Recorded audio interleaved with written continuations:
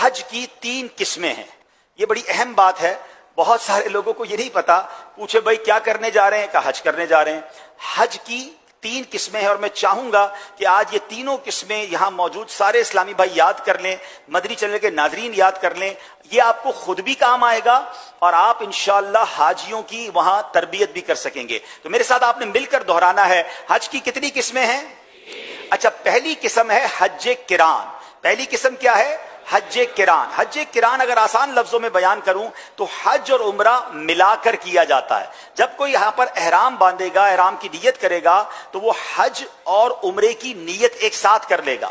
اب اس کا احرام حج کے بعد اترے گا, عمرے کے بعد نہیں اترے گا.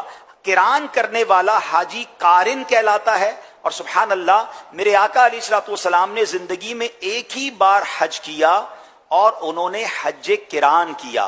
لیکن اب کے دور میں حج قران اگر کسی نے کرنا ہے تو اس کے لیے میرے 2 مشورے ہیں.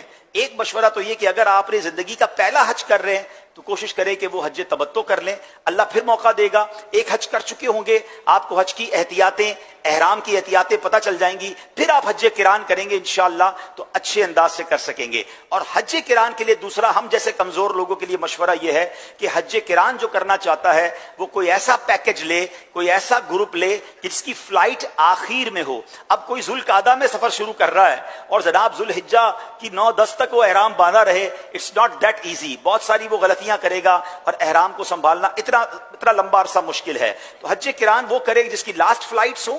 اچھا, میں نہیں کہہ رہا کہ پہلا حج قران نہیں کر سکتا, بالکل کر سکتا ہے, لیکن مشورہ یہ ہے کہ آپ پہلے حج کریں, حج تمتع کر لیں.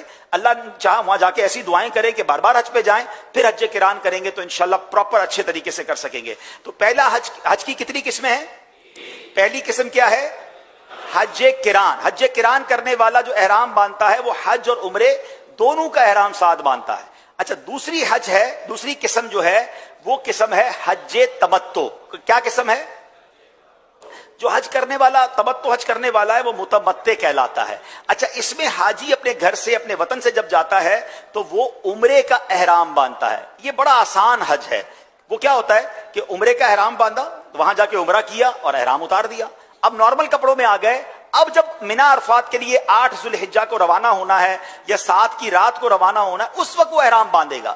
باقی اتنا عرصہ بیچ میں وہ بغیر احرام کے اپنے نارمل کپڑوں میں رہے, طواف کرتا رہے, عبادتیں کرتا رہے, تو اس کو حج تمتع کہتے ہیں. مگر حج تمتع کرنے والا جب نکلتا ہے اپنے گھر سے, میقات کے قریب جاتا ہے, میقات سے پہلے جو نیت کرتا ہے وہ عمرے کی نیت کرتا ہے. کیا نیت کرتا ہے؟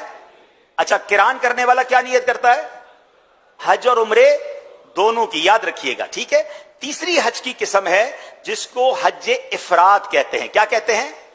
اچھا, افراد جو ہے وہ صرف حج کی نیت کرتے ہیں. یعنی بندہ احرام باندھتا ہے کہ میں حج کرنے جا رہا ہوں, عمرہ نہیں کرتا, وہ ڈائریکٹ حج کرتا ہے. تو نارملی حج افراد جو مکے میں رہنے والے ہیں, جو حل کے اندر رہنے والے ہیں, یعنی جدہ شریف کے رہنے والے ہیں, یہ لوگ حج افراد ہی کر سکتے ہیں.